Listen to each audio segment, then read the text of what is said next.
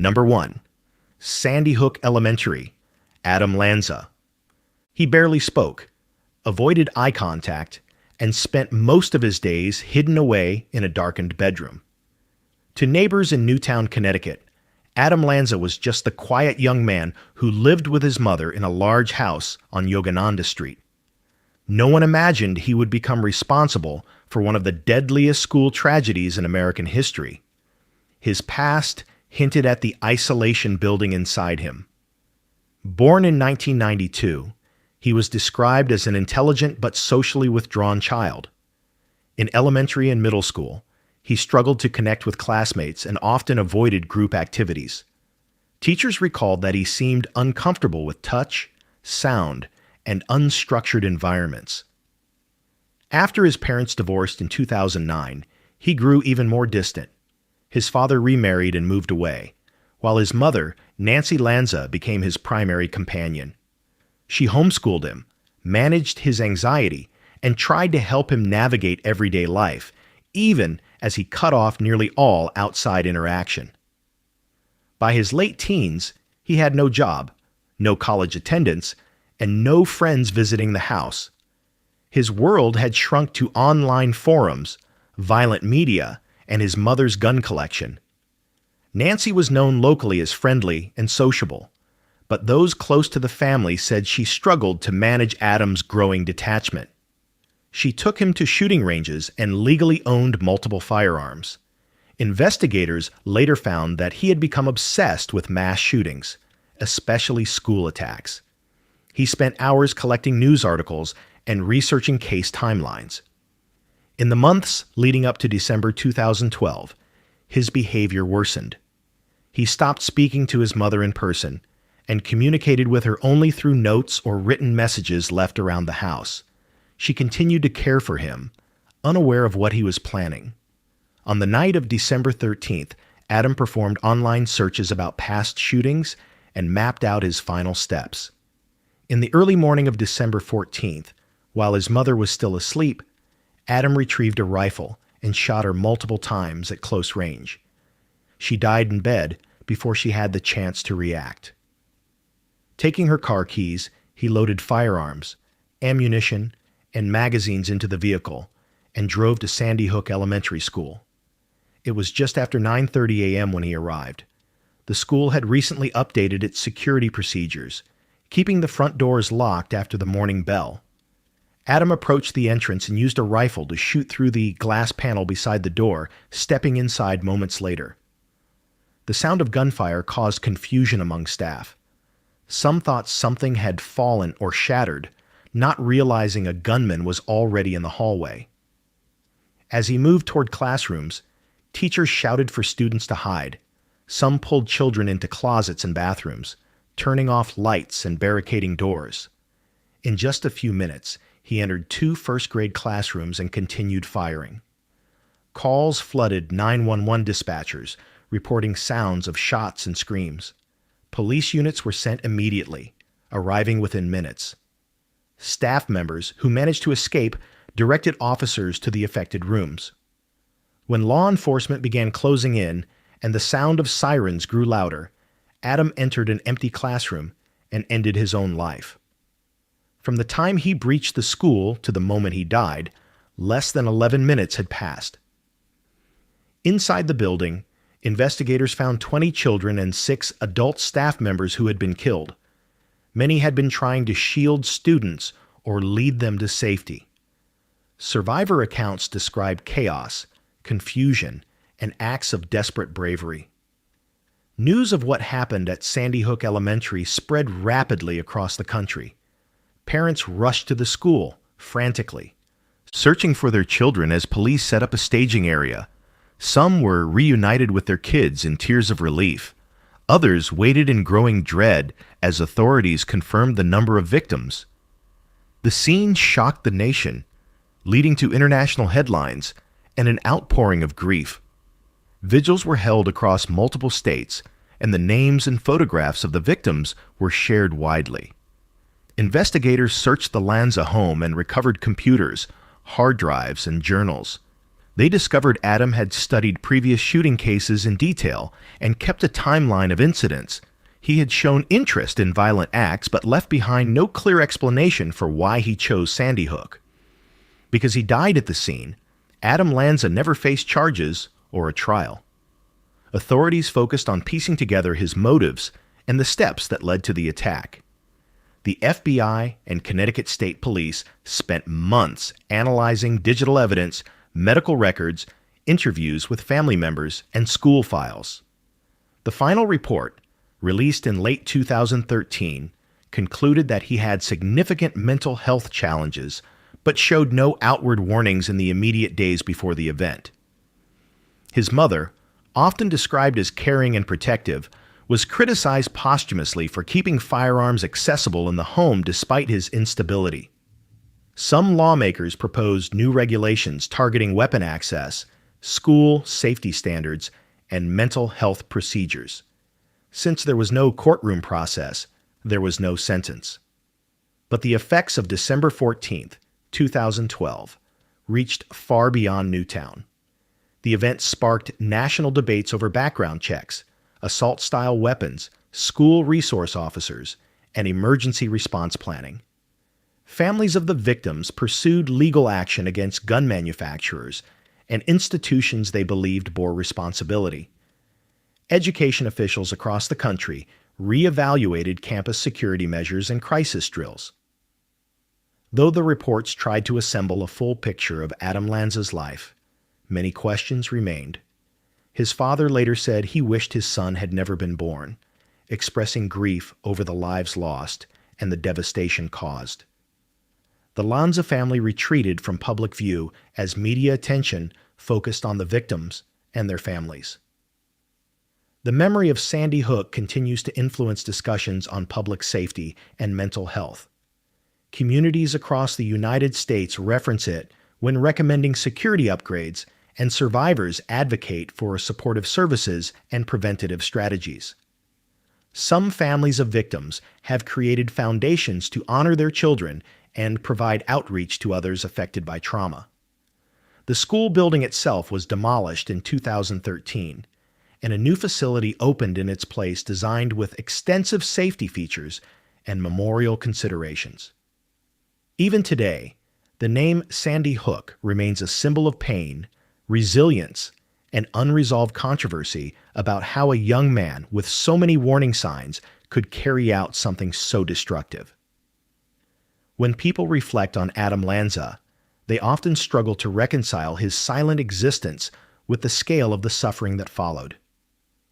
He left no manifesto, no recorded demand, no explanation. Instead, investigators found a pattern of isolation, obsession, and gradual withdrawal from reality.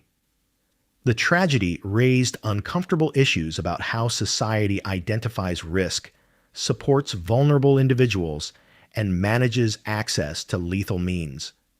The devastation in Newtown forced uncomfortable truths into public conversation, sparking policy shifts and deep mourning. And yet, with all the analysis, there is no simple answer for why it happened in that quiet Connecticut town, or why the signs remained unaddressed until it was too late. Number 2. Robb Elementary School. Salvador Ramos. He spent most of his time alone, drifting between online chats and silent hours in his bedroom, unnoticed by nearly everyone around him. Salvador Ramos was a teenager living in Uvalde, Texas, whose quiet exterior hid growing anger and detachment. Born in 2004, he had a turbulent home life marked by strained family relationships and frequent arguments. Classmates later recalled how he was bullied over his clothes, speech, and social awkwardness. By high school, he rarely attended classes and eventually stopped going altogether. He withdrew further from friends, relatives, and former peers, showing little interest in finishing school or working. Those who knew him described a young man who seemed numb to embarrassment and increasingly consumed by isolation. In the months leading up to the attack, he became more fixated on firearms.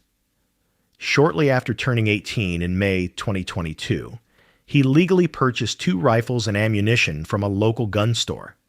He posted photos of the weapons on social media platforms, but didn't provide any direct threats or warnings that could have triggered the intervention. Around this time, he also engaged in disturbing conversations with online acquaintances, hinting at violence without specific details. Family members noticed mood swings, but believed he was simply frustrated or depressed. Meanwhile, some of his online messaging revealed resentment and fascination with previous mass shootings. None of those exchanges were reported to authorities before the events that would follow. On the morning of May 24, 2022, he argued with his grandmother, with whom he lived.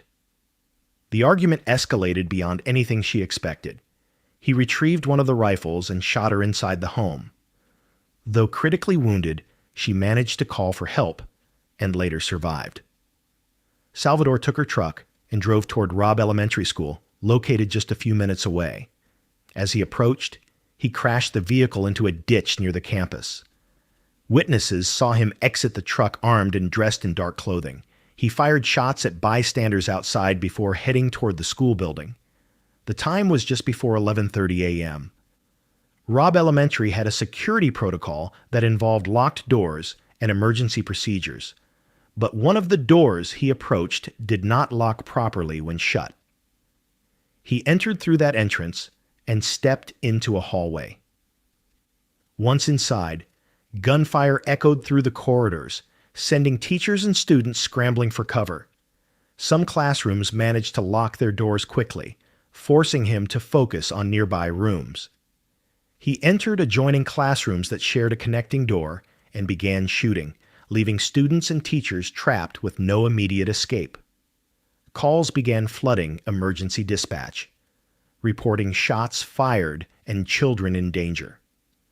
Law enforcement officers arrived on scene within minutes, including local police, school district officers, and later state and federal personnel. However, confusion over the chain of command and uncertainty about the situation led to critical delays. Officers gathered in the hallway, but did not immediately breach the classrooms where the gunfire had occurred.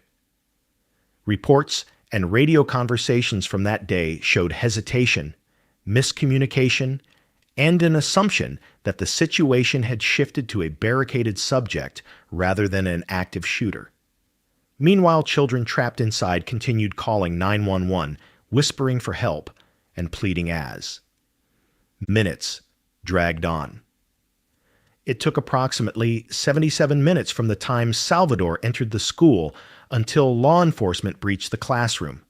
A tactical team eventually arrived, moved down the hallway, and engaged him. He was shot and killed at the scene by officers. The aftermath revealed the devastating toll. 19 children and 2 teachers had been killed, with others injured. The school and the surrounding community were left in shock as parents waited to hear if their children were safe. Medical teams and first responders managed the chaotic aftermath, rushing survivors to hospitals and setting up areas for families to gather. The next hours and days brought national attention. Reporters arrived from across the country, and public officials faced intense scrutiny. Accounts from parents, witnesses, and law enforcement painted a picture of heartbreak and outrage over the response time. Investigations were launched at local, state, and federal levels to determine how the shooter gained access, why protocols failed, and why officers did not act sooner. Authorities examined his digital activity, family history, and psychological state. They found no prior criminal record, no formal mental health diagnosis on record, and no existing protective orders that would have blocked his firearm purchases. Yet they noted patterns of aggression, isolation, and fascination with violence that went unaddressed. Because he was killed at the scene, Salvador Ramos never faced trial or sentencing. Legal focus shifted to accountability for police response, school security measures, and firearm legislation. Families of the victims demanded answers and called for reforms. Some filed lawsuits against agencies or companies connected to the events, citing negligence or failure to protect. State legislators introduced bills calling for changes in emergency response procedures, background checks, and campus safety. The Department of Justice opened a review to evaluate the decisions made by officers and determine how similar tragedies could be prevented. In the months that followed, Robb Elementary School remained closed. Plans were made to demolish the building, with many in the community believing no one should ever be asked to return to the site. Memorials grew outside the school and across town, honoring each victim with photographs, crosses, and messages from around the world. Parents and relatives of the children spoke publicly about their loss, turning grief into advocacy for change. The incident reignited debates over gun laws, school security funding, and mental health services for youth. Law enforcement agencies across the country re-examined protocols to ensure faster intervention in future active shooter situations. Today, the story of Salvador Ramos and Robb Elementary is referenced whenever school safety is discussed in the United States. It exposed gaps in emergency training, communication breakdowns, and the ease with which certain firearms can be obtained. People who once saw him as a quiet, troubled teen now associate his name with one of the deadliest school tragedies ever recorded in Texas. Though investigators pieced together his steps, they could not fully explain the internal motivations behind his actions. The community of Uvalde continues to mourn and rebuild, shaped forever by a day that began like any other and ended as a national reckoning over safety, accountability, and prevention. Number 3, Virginia Tech, Seung-Hui Cho. He blended into the background so completely that most people who passed him hardly remembered his face. Seung-Hui Cho was a student at Virginia Tech, but he rarely spoke in class, avoided eye contact, and isolated himself to an extent that made him almost invisible. Born in South Korea in 1984, he immigrated to the United States with his family as a child. Growing up in Virginia, teachers noticed he struggled with social interaction and verbal communication. By middle school, he was diagnosed with anxiety disorders and selective mutism, and he spent much of his time alone. Despite those challenges, he made it to college and enrolled as an English major. But on campus in Blacksburg, his behavior became more unsettling. Students recalled his silence, refusal to participate, and disturbing pieces of writing that focused on violence and resentment. Some professors and classmates reported their concerns, but no decisive intervention followed. During his time at Virginia Tech, Cho lived in a dormitory and attended classes, but made little connection with anyone. His demeanor set him apart, quiet, detached, and unresponsive to attempts at conversation.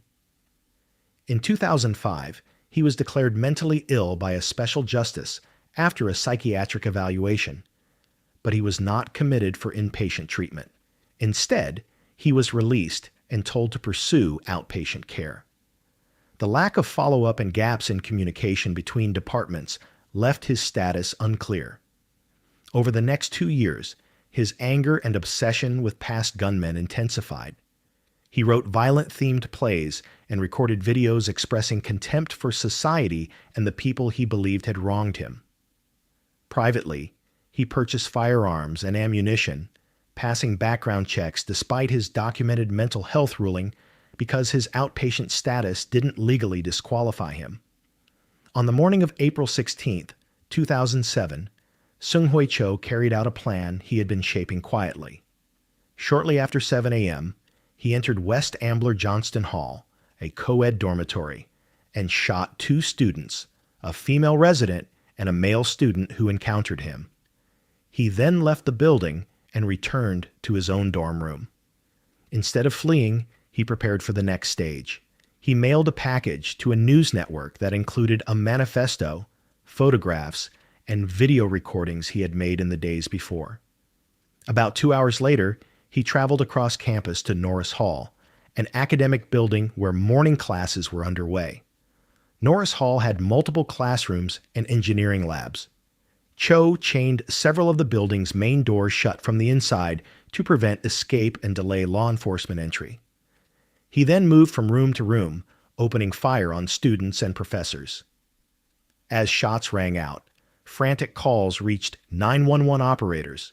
Some classes barricaded doors with desks and lab tables, while others attempted to jump out of windows to escape the gunfire. In several rooms, faculty members tried to shield students or block the doorway, buying precious seconds for others to flee. The hallways filled with sounds of gunfire, screams, and desperate attempts to survive. When police arrived, they faced locked and chained exterior entrances, slowing their initial response. They forced their way in with weapons drawn, moving quickly toward the sounds of gunshots. Inside one of the classrooms, they found Cho had taken his own life as officers approached. In total, he killed 32 people and wounded 17 others, marking it as one of the deadliest. Campus attacks in U.S. history. The two shootings, first in the dorm and then in Norris Hall, unfolded over approximately 2.5 hours, though the second phase lasted only about 11 minutes once it began. Many of the victims were students attending morning lectures. Professors were killed trying to block doors or protect those inside. The news spread rapidly across the country.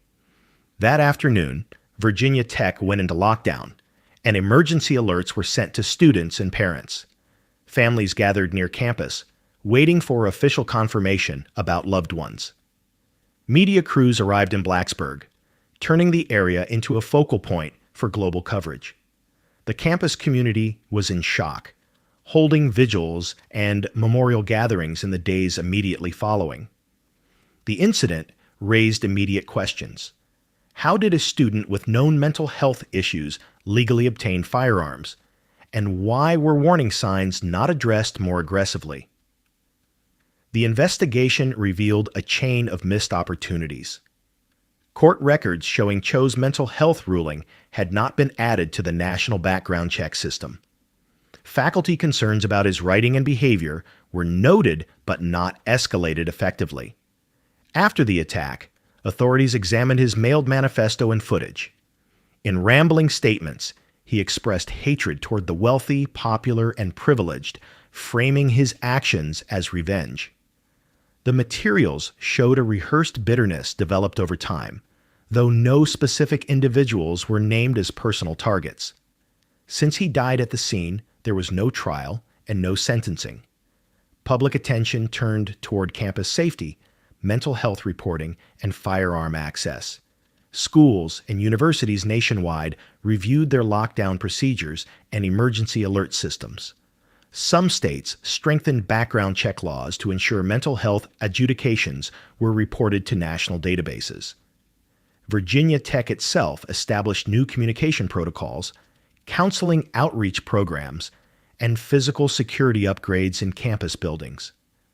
Families of the victims honored lost loved ones through foundations, scholarships, and memorial events aimed at promoting prevention and support for at-risk students. Norris Hall underwent significant renovations, and some areas were closed off permanently. Plaques and memorials across campus list the names of those who were killed. The annual remembrance events bring together students, alumni, and community members who refuse to let the significance of that day fade. Survivors have shared their stories over the years, describing small decisions that saved their lives and moments of courage amid panic. The memory of what happened there continues to influence training for first responders, counseling services, and law enforcement coordination. In the end, Seung-Hui Cho left behind no courtroom testimony, no cross-examination, and no opportunity for a sentence. The tragedy forced a national conversation about mental health gaps, campus safety, and the responsibility of institutions to act on early signs of danger. Even now, his case is referenced in discussions about privacy laws, background checks, and threat assessment programs. His name remains tied to the lives he cut short and the questions his actions left behind. The effect of that morning at Virginia Tech endures, not just in policy and procedure, but in the stories told by those who lived through it and the memories held by those who lost someone they loved. Number 4, Columbine High School. Eric Harris and Dylan Klebold.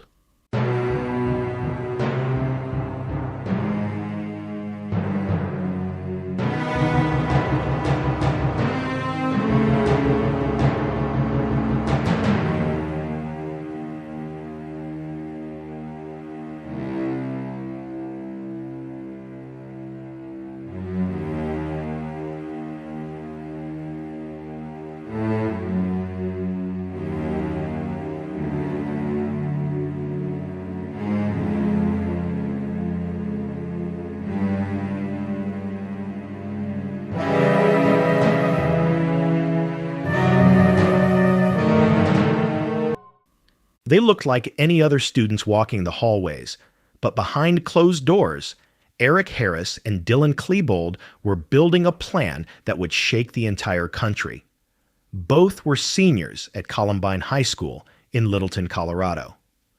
On the surface, they were known as quiet outcasts, not particularly popular, but not entirely unnoticed.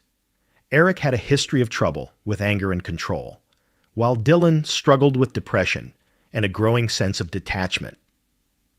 In 1998, the two were arrested for breaking into a van and were ordered to attend a juvenile diversion program.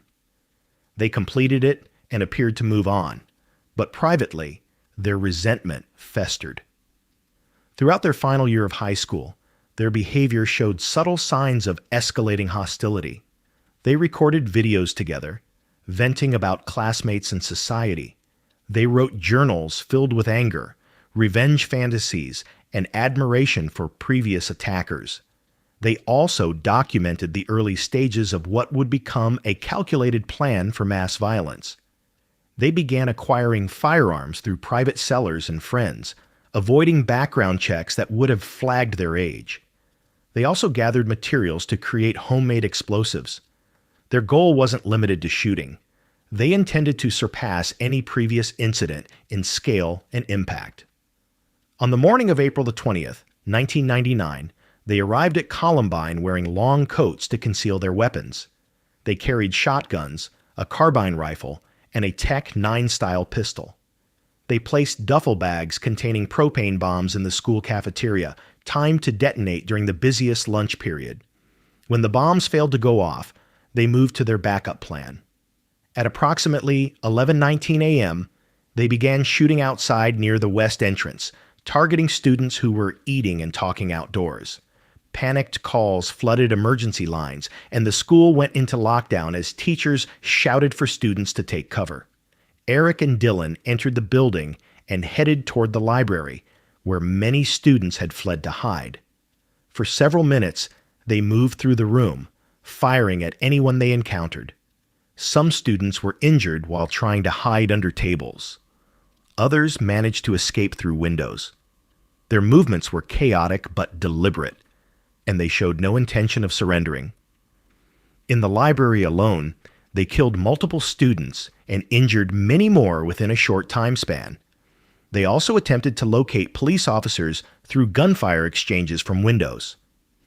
The level of fear and confusion inside the school made it difficult for law enforcement to understand what was happening in real time. Meanwhile, explosive devices they had scattered around the school and in their cars failed to detonate properly, preventing even greater destruction. Police and SWAT teams surrounded the campus and worked to evacuate students and staff. Some teachers and students were trapped for hours, hiding in classrooms and closets, unsure if the attackers were still nearby. Inside the library, after nearly 50 minutes of violence, Eric and Dylan turned their weapons on themselves. By the time they died, 12 students and 1 teacher had been killed, and over 20 others were wounded. The shock extended beyond the building, as parents and media gathered outside waiting for updates, many unaware whether their children were alive. In the days that followed, investigators searched their homes and computers. They found videotapes the pair had recorded beforehand, explaining their intentions and showcasing their resentment. Their journals detailed months of planning, including the failed bomb strategy. Friends and acquaintances were questioned, and some admitted they had seen changes in their behavior but didn't foresee the scale of what they had planned. Questions arose about how they obtained their weapons and why warning signs went unreported or overlooked. The combination of depression, anger, and desire for notoriety created a deadly outcome that few believed possible at the time. Because both shooters died at the scene, there was no trial. The legal focus shifted to the families of victims, school officials, local police, and firearms sellers. Lawsuits were filed, committees were formed, and national conversations about bullying, school safety, and mental health intensified. The attack exposed gaps in emergency response protocols and communication systems between schools and law enforcement.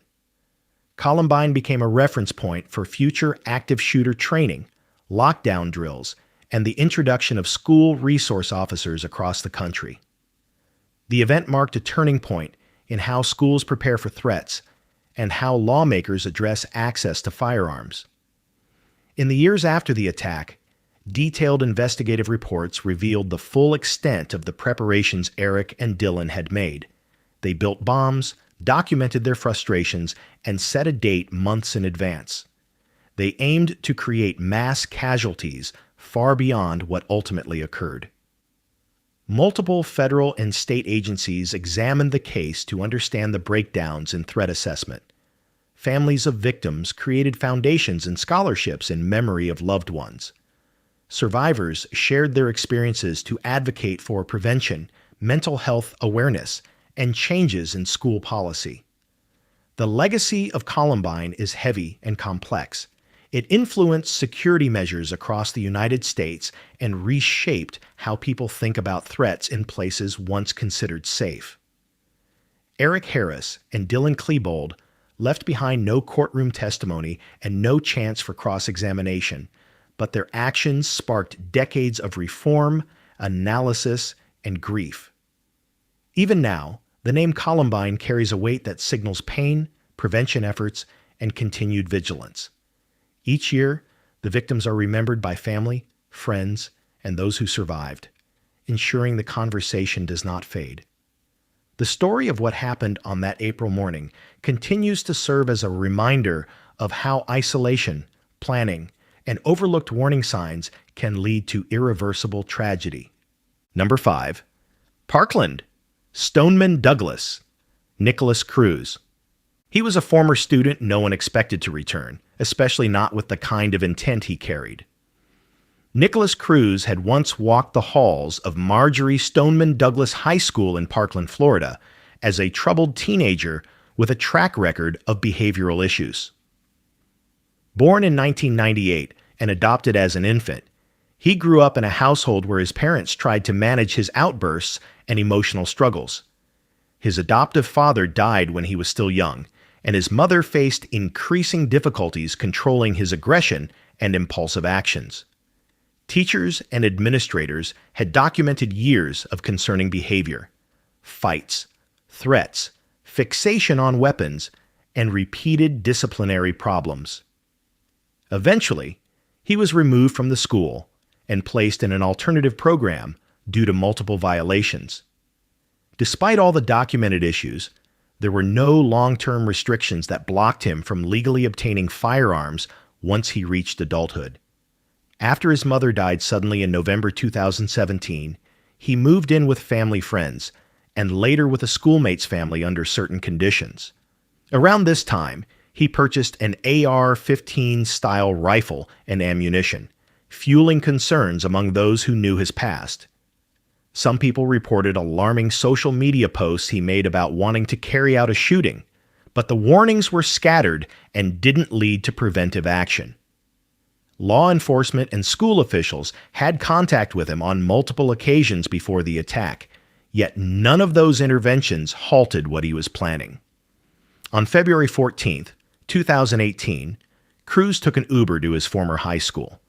He carried a duffel bag and a rifle case, but drew little attention as he entered the building near dismissal time. Once inside, he assembled the firearm and activated the school's fire alarm system to force students and staff out of classrooms. As the hallways filled, he began firing at close range, moving through the first and second floors of Building 12. Students scrambled for cover, hiding in classrooms, closets, or behind desks. Some teachers tried to shield them, while others locked doors and turned off lights. Several students recorded the chaos on their phones as gunshots echoed across the campus. Law enforcement received multiple 911 calls within minutes. Officers from local agencies and the county sheriff's office arrived quickly, but confusion over the exact location delayed their approach. Cruz continued moving through the building, targeting classrooms and hallways, until he discarded his weapon and blended in with fleeing students. He exited the school grounds on foot and headed into a nearby residential area. He entered a Subway restaurant to buy a drink, and then visited a McDonald's, walking among people who had no idea who he was. It took about an hour for officers to locate and arrest him without resistance. 17 people were killed that day, 14 students and 3 staff members, and 17 more were wounded. The scale of the violence stunned the nation, particularly because the attack occurred in broad daylight at a large suburban school with recent security updates. In the hours after his arrest, Nikolas Cruz confessed to carrying out the shooting. Investigators found online messages, videos, and journal entries showing his interest in previous mass shootings and his desire to cause large-scale harm. He spoke of wanting to inspire fear and draw attention to himself. The legal process was lengthy and highly publicized. Prosecutors announced they would seek the death penalty, citing the number of victims and the premeditated nature of the attack. His defense team argued that he had a history of emotional and developmental challenges, behavioral disorders, and a lack of consistent treatment. In 2021, Cruz changed his plea to guilty on all counts, 17 charges of killing and 17 charges of attempted killing. The case then moved into a penalty phase to determine whether he would face death or life in prison without parole. The proceedings involved emotional testimony from survivors, teachers, and family members of victims. Prosecutors presented evidence of planning, statements he made beforehand, and the extent of the casualties. The defense focused on his upbringing, mental health issues, and his mother's death, claiming he was a broken individual long before the attack. After weeks of testimony, the jury did not reach a unanimous decision for the death penalty. As a result, the judge sentenced him to life in prison without the possibility of parole in late 2022. Many families expressed anger and disappointment at the outcome, believing the severity of the crime warranted capital punishment. Nikolas Cruz is now held in a maximum security facility, spending his life behind bars. The impact of his actions, however, extended far beyond his sentence. Students who survived the shooting became vocal advocates for change, leading national protests and campaigns to reform firearm laws and emergency protocols in schools. The event led to investigations into law enforcement responses, school security policies, and mental health services. Florida legislators passed new measures, including a red flag law, allowing the temporary removal of firearms from individuals deemed a threat. The name Parkland became synonymous with activism, grief, and calls for accountability.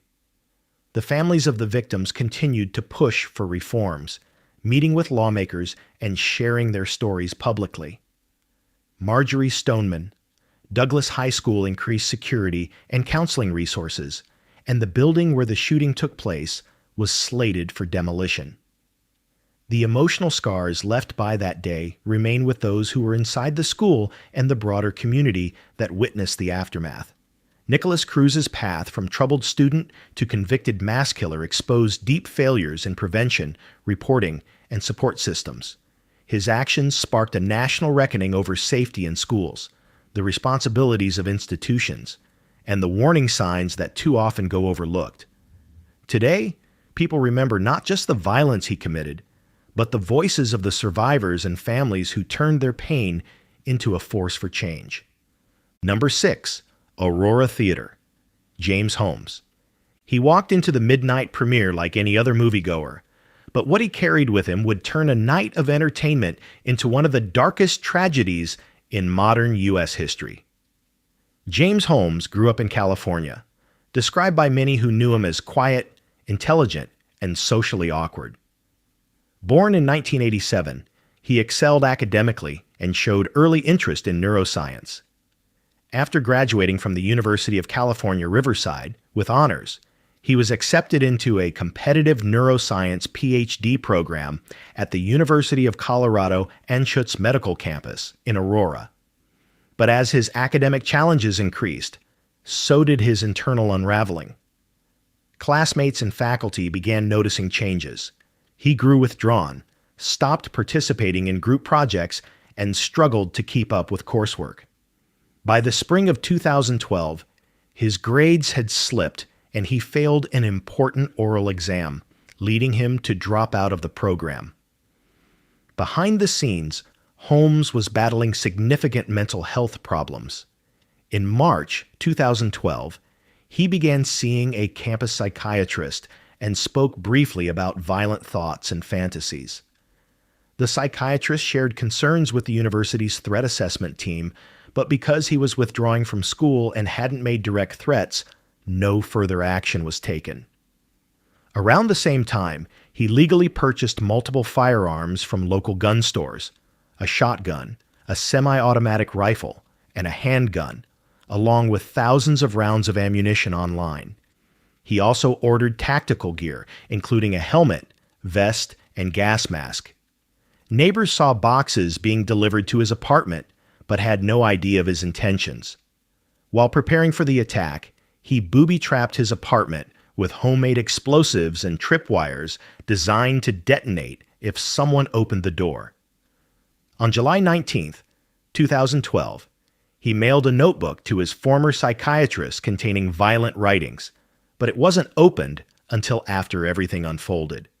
The next night, July 20th, he drove to the Century 16 movie theater in Aurora, where hundreds of people had gathered for the midnight premiere of The Dark Knight Rises.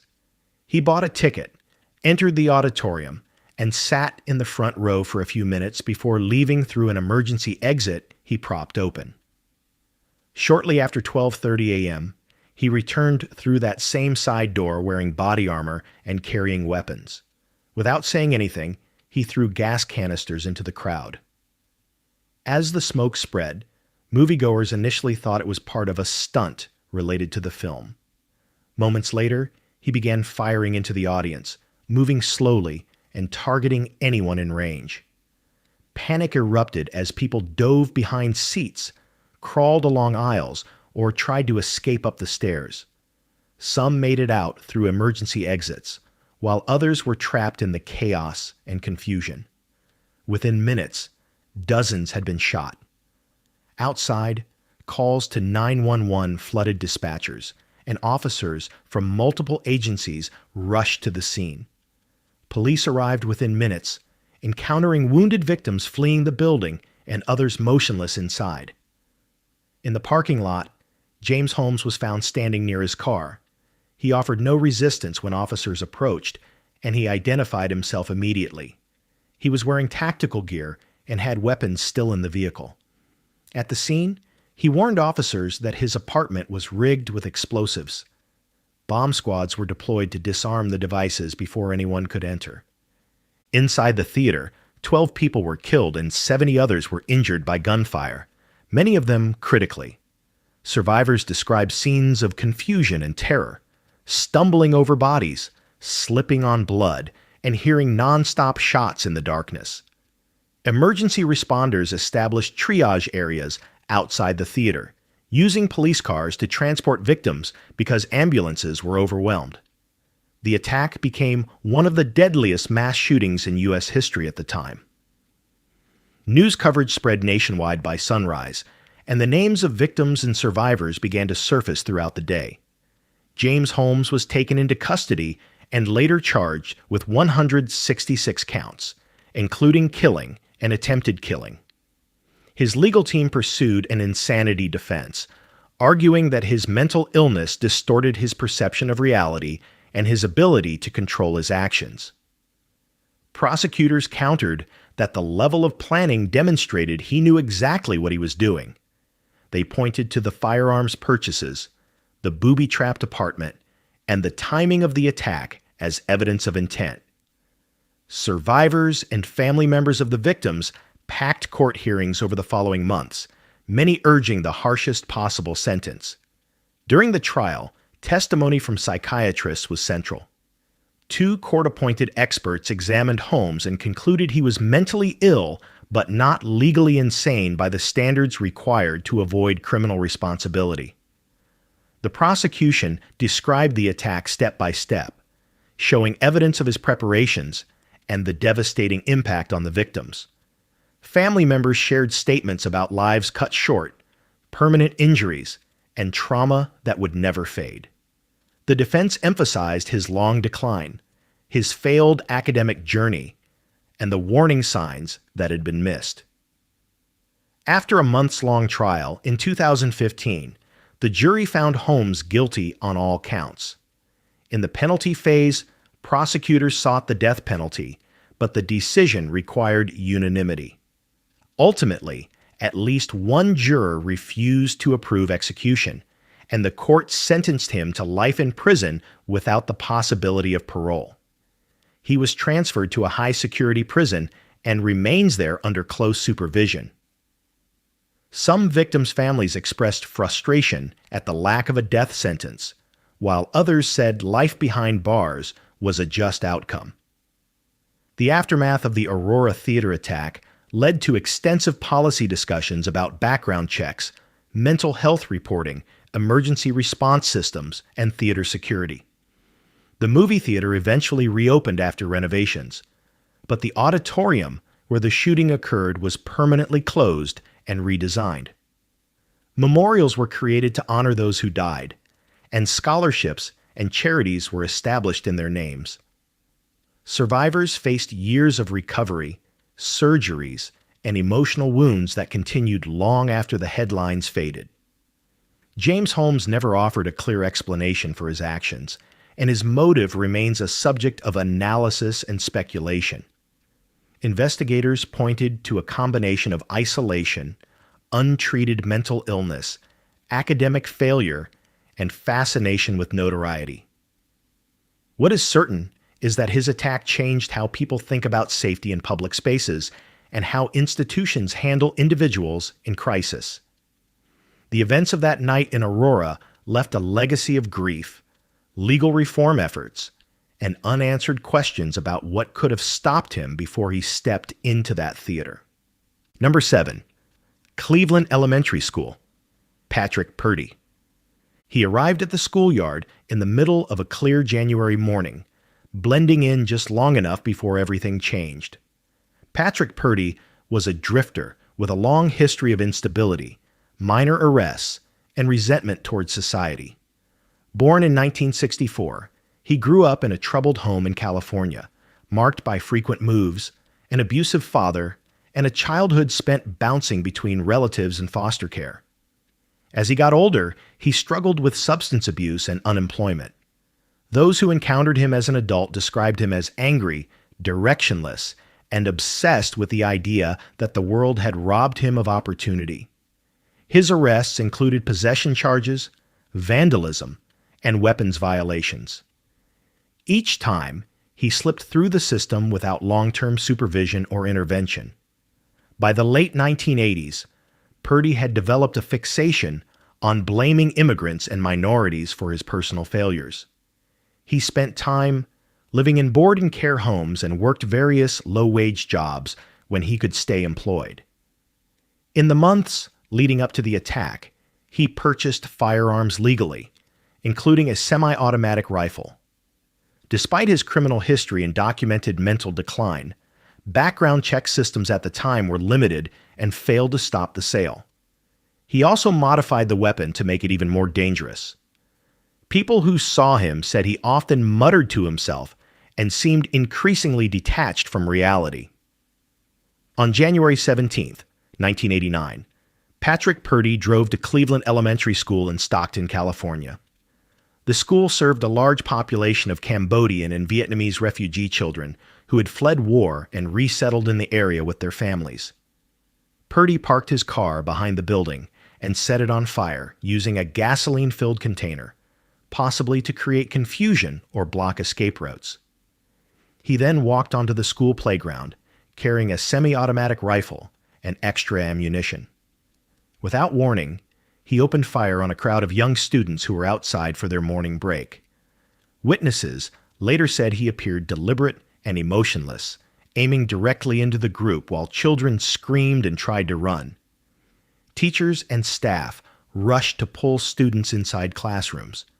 Some shielded children with their bodies, while others locked doors and called for help. Within minutes, calls to police and emergency responders described dozens of wounded children and chaos on the school grounds. Purdy continued firing until his weapon jammed and he realized officers were closing in. He then ended his own life at the scene with a handgun he carried. The entire attack lasted only a few minutes, but left devastation that would be felt across the nation. 5 children were killed, all of them between 6 and 9 years old, and around 30 others were injured, mostly by gunfire. The victims were primarily students from Southeast Asian refugee families. Survivors recalled the confusion and terror of watching friends collapse beside them. Police and paramedics flooded the area, rushing wounded children to nearby hospitals. Parents arrived at the school desperately searching for their sons and daughters, some finding them alive, others forced to face unthinkable news. The investigation into Patrick Purdy's life revealed a history of neglect, prejudice, and mental instability. He had expressed hatred toward immigrants and blamed them for taking jobs and resources. In his car and rented room, authorities found racist writings and items indicating his violent ideologies. His movements in the weeks before the attack suggested he had chosen the school intentionally because of the large population of immigrant children. He had no specific personal connection to the victims or staff, making the violence even more senseless in the eyes of the community. Because he died at the scene, there was no trial or sentencing. Legal and political attention turned instead to how he obtained the weapon and what laws needed to change. Lawmakers in California responded quickly, passing new restrictions on semi-automatic rifles and magazine capacities. The incident helped shape the national dialogue on gun control in the late 1980s and early 1990s. Advocacy groups and families of victims pushed for stricter background checks and mental health evaluations for firearm purchases. The federal government later used the attack as a case study when drafting broader legislation. Cleveland Elementary School struggled to move forward in the aftermath. Counseling services were provided to students and staff, many of whom suffered from long-term trauma. The playground where the attack occurred was renovated, and memorials were created to honor the children who were killed. Community members came together to support the families, many of whom had already endured war and displacement only to face tragedy in what was supposed to be a place of safety. In the years that followed, the Stockton shooting was referenced frequently whenever school safety was discussed in America. It demonstrated how quickly a single individual with a powerful weapon could shatter a community. Experts and lawmakers began advocating for threat assessment programs, firearm restrictions, and better intervention for individuals with violent ideation. While later tragedies would overshadow its name, the Cleveland Elementary attack marked a turning point in how schools and law enforcement prepared for mass shootings. Patrick Purdy left behind no courtroom testimony and no chance for cross-examination. His actions were driven by a mix of hatred, instability, and a desire to lash out at those he blamed for his own failures. The tragedy he caused lives on in the memories of survivors and the families of the children who never came home. His name is now tied to a moment in history that forced painful questions about access to weapons, overlooked warning signs, and the vulnerability of innocent lives in everyday environments. Number 8. Westside Middle School. Andrew Golden and Mitchell Johnson. They were just 11 and 13 years old, too young for most people to imagine capable of planning anything beyond typical childhood mischief. But Andrew Golden and Mitchell Johnson turned their Arkansas school into the scene of a carefully coordinated attack that stunned the nation. Mitchell, the older of the two, had already begun showing signs of anger and defiance by his early teens. He had spoken about wanting to hurt people and made threats that some classmates brushed off as tough talk. Andrew, despite being only 11, was described as quiet, but unnervingly comfortable around firearms. He came from a family that owned several guns, and he learned to shoot at a young age. Together, they formed a bond fueled by resentment and curiosity about violence. In the months before the attack, they talked about carrying out something that would make people remember them. They began stealing weapons from Andrew's grandfather, including rifles, handguns, and ammunition. They also took camping gear and supplies, showing they were thinking beyond the act itself. Friends recalled them bragging that something big was coming, but no one believed two boys that young would act on such words. There were warning signs at school, arguments, threats, and troubling comments, but their ages made it difficult for anyone to take the threats seriously. On March 24th, 1998, the boys followed through. That morning, they loaded the stolen weapons and supplies into Mitchell's mother's van and drove to Westside Middle School in Jonesboro, Arkansas. Once there, Andrew went inside the school and pulled the fire alarm. As students and teachers began evacuating, thinking it was a normal drill, the two positioned themselves in a wooded area overlooking the schoolyard. From that vantage point, they opened fire as their classmates and teachers filed outside in lines. The attack lasted only minutes, but it felt far longer to those trying to escape the gunfire.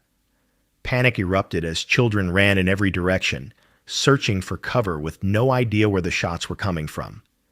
Teachers tried to shield students or lead them back into the building. Emergency calls went out immediately, but by the time officers arrived, the shooting had stopped. The boys had dropped their weapons and attempted to flee on foot, but police captured them nearby. Investigators were stunned to see the ages of the suspects. The scale of the violence made it difficult to reconcile the shooters with the children standing in handcuffs. 5 people were killed, 4 students and 1 teacher, and 10 others were injured. The victims were caught in the confusion of the evacuation, unaware they were walking into an ambush. In the aftermath, the small town of Jonesboro was left in shock. Families gathered at hospitals and reunification centers, hoping their children were safe. The crime scene stretched from the schoolyard to the wooded area where the boys had lain in wait.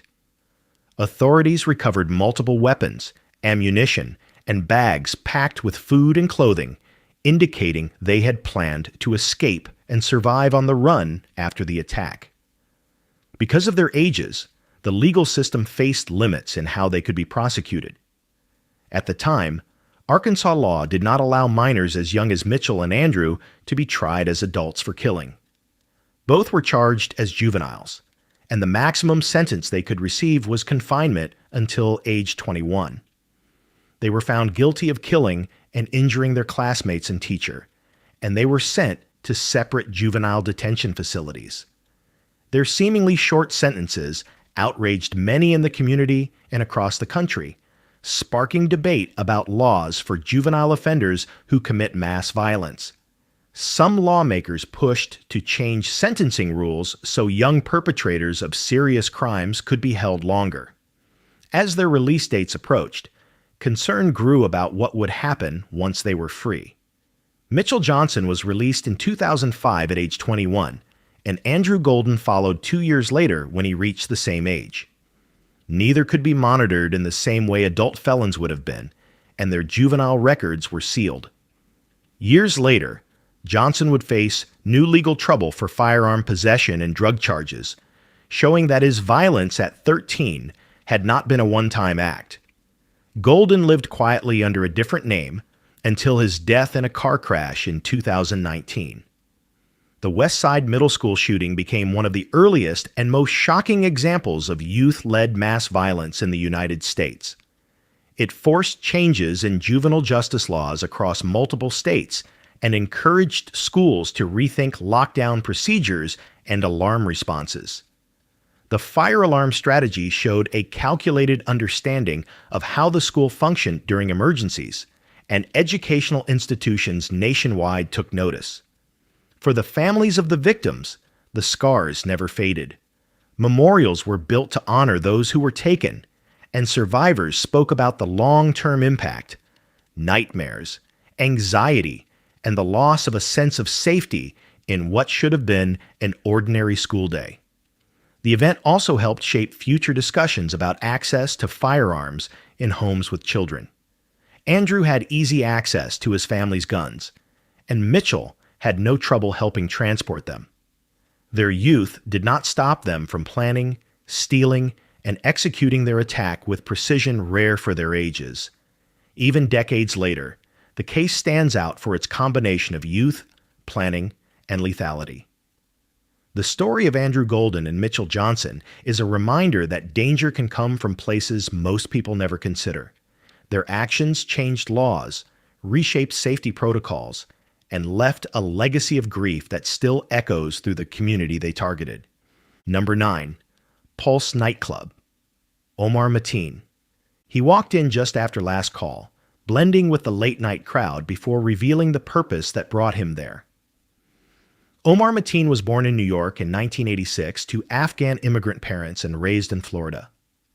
As a child, he was described as temperamental and easily provoked. Teachers noticed aggressive behavior early on, and classmates recalled him lashing out or making disturbing comments.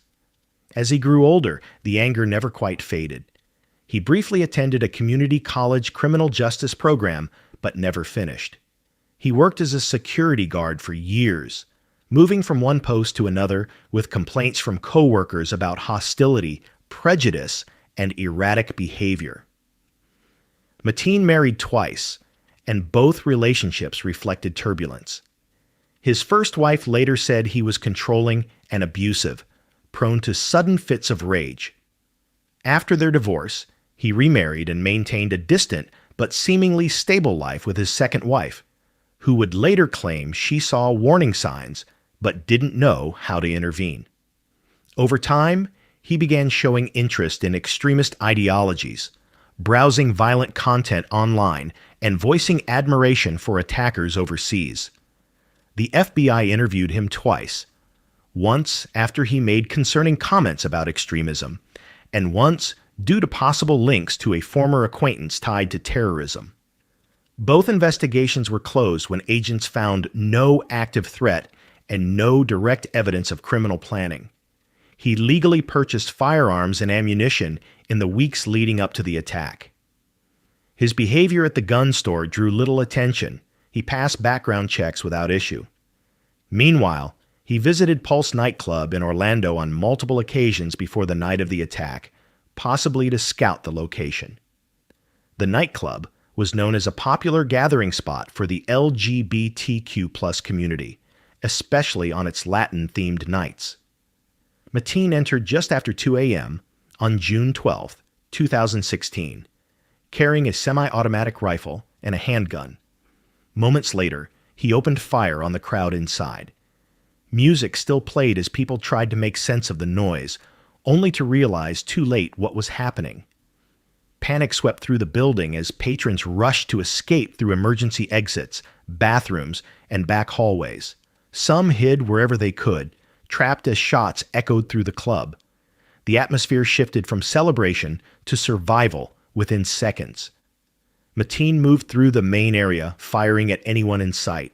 Survivors described glass shattering, bodies falling, and screams drowned out by gunfire.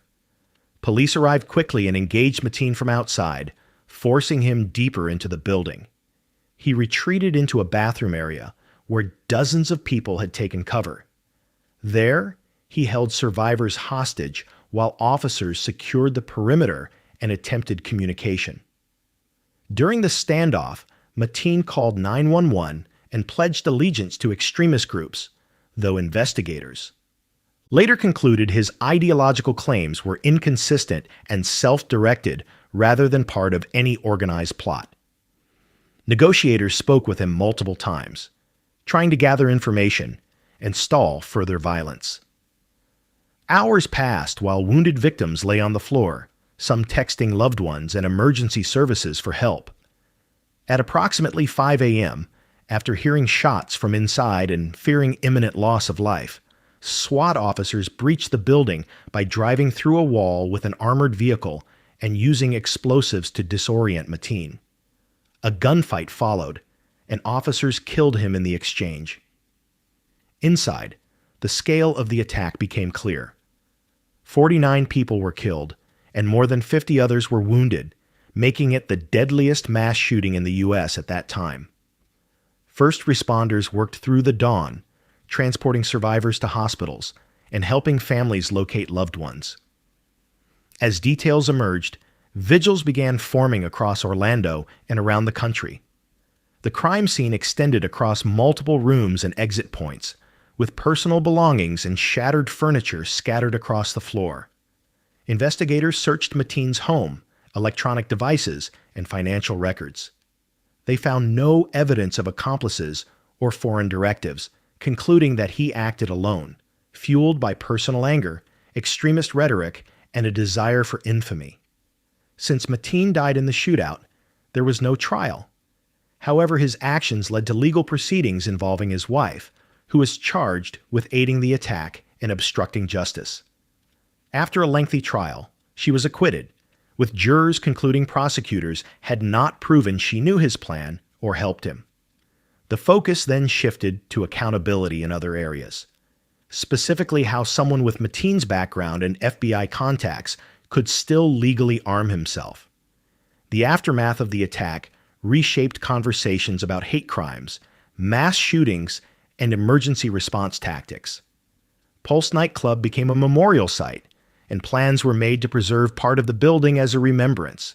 The victims' names were read aloud at public ceremonies, and murals went up across Orlando honoring the lost. Advocacy groups called for stronger gun legislation, better tracking of domestic threats, and increased support for affected communities. Investigators determined that Mateen's motivations were layered: personal humiliation, ideological fixation, and frustration he carried silently for years. His actions left behind grieving families, wounded survivors, and a city forced to confront the consequences of overlooked warning signs. The Pulse nightclub shooting became a symbol of resilience and remembrance, with annual observances held to honor the victims. Even now, the attack is referenced in discussions about prevention, law enforcement coordination, and the deadly impact a single individual can have in minutes. Number 10. Oikos University. 1L Go. He arrived on campus carrying the weight of resentment that had been building for years. 1L Go, a former nursing student at Oikos University in Oakland, California, once came to the small private school hoping to restart his life. Born in South Korea in 1968, he immigrated to the United States as an adult and spent years moving between jobs and struggling to find stability. He enlisted in the military at one point, but received an administrative discharge. Friends and relatives described him as quiet and withdrawn, often uncomfortable socially, and prone to frustration when things didn't go his way. Over time, he fell deeper into isolation and disappointment. In 2011, Go enrolled at Oikos University, a Christian vocational college offering programs in nursing and ministry. He clashed with classmates and instructors, reportedly angry about perceived disrespect and his difficulty keeping up with coursework. His English skills were limited, and he often felt mocked or ignored. Instructors said he showed signs of anger and paranoia, but there was no incident severe enough to remove him immediately. Eventually, he stopped attending classes and withdrew from the program. He believed the school owed him tuition refunds and blamed both students and staff for humiliating him. Financial struggles and mounting bitterness consumed much of his life after leaving the school. In the months leading up to the attack, Go's behavior became more erratic. He moved out of state temporarily and cut ties with most people he knew. When he returned to California, he appeared to be carrying unresolved anger about his time at Oikos. On April 2nd, 2012, he made the decision to confront the school in the most violent way possible. That morning, he traveled to the campus armed with a handgun and extra ammunition. He entered the building and approached a receptionist, directing her at gunpoint to get students into a classroom. When she couldn't comply, he began shooting without hesitation. Inside one of the classrooms, students tried to hide under desks or escape through doors and windows. Go moved from person to person, targeting individuals at close range. Witnesses later said he appeared calm and methodical. Some students fled the building and alerted others, while calls to 911 poured in. The sound of gunfire echoed through the hallways, and people in adjacent rooms locked themselves in place to keep the shooter out. The attack lasted only minutes, but the devastation was immediate and widespread. By the time he walked out of the building and fled the scene in a former classmate's car, 7 people were dead and 3 others were injured. The victims included students and staff members, several of whom were immigrants pursuing new careers. Law enforcement launched a manhunt that ended about an hour later, when Go surrendered at a grocery store in a nearby city. He told employees there that he had just shot people and needed to speak with police. Officers arrested him without incident. In custody, Go spoke about feeling disrespected and ridiculed by students and instructors at Oikos University. He claimed people had teased him about his accent and intelligence, and he believed the school had cheated him financially. Investigators retrieved the firearm he used and traced how he acquired it legally months before. Interviews with former classmates confirmed tensions between him and others, though no one imagined he would return with such violent intent. Many of his grievances appeared exaggerated or unfounded, but his fixation on them had become all-consuming. Go was charged with 7 counts of killing and 3 counts of attempted killing. His legal proceedings were shaped by questions about his competency to stand trial. Psychiatrists evaluated him multiple times, citing symptoms of schizophrenia and paranoia. For months, court hearings were delayed as judges reviewed his mental state and capacity to understand the charges. In 2013, he was ruled incompetent and sent to a state hospital for treatment. After nearly 2 years, doctors declared him competent enough to proceed. In 2017, Go entered a plea of no contest to all charges to avoid a trial. Prosecutors and the court accepted the plea agreement, and he was sentenced to 7 consecutive life terms in prison without the possibility of parole, plus additional years for the attempted killings. Families of the victims spoke in court about the lives cut short. Individuals who had come from other countries seeking education, better opportunities, and refugee from hardship. Some relatives expressed relief that he would never be released, while others said no sentence could balance the loss they suffered. Oikos University never fully returned to its previous operation. Enrollment dropped sharply, and many students transferred or left the area altogether.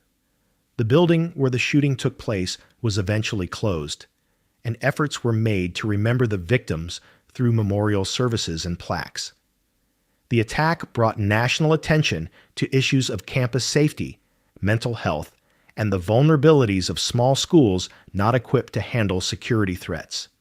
One Elgo now lives out his life in prison, largely removed from the world he once blamed for his failures. His story is a painful example of how unresolved anger, untreated mental illness, and easy access to firearms can lead to sudden and catastrophic violence. The Oikos University shooting remains one of the deadliest attacks on a school in California's history, and a reminder that danger can come from those who once walked the same hallways without drawing notice.